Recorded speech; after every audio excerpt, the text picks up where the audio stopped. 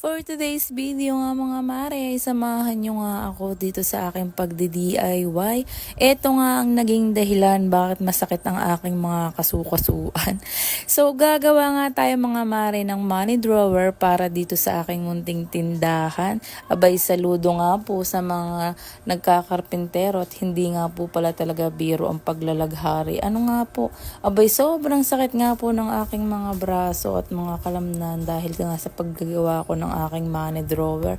Pero worth it naman po lahat ng pagod at sakit ng katawan dahil nagawa ko nga po yung gusto ko at mas magiging mahappy nga po ako dahil nakatipid po talaga tayo para dito sa ating DIY na ito.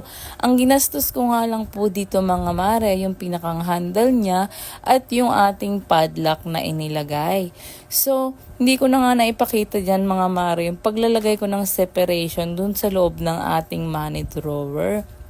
At pagkatapos nga natin dyan mga mare ay atin lang pininturahan at pinatuyo, tapos nilagyan na rin natin ng handle. So ayan nga mga mare, sobrang nakatipid tayo at sobrang happy ng ating Sara nyo, diba? Oh.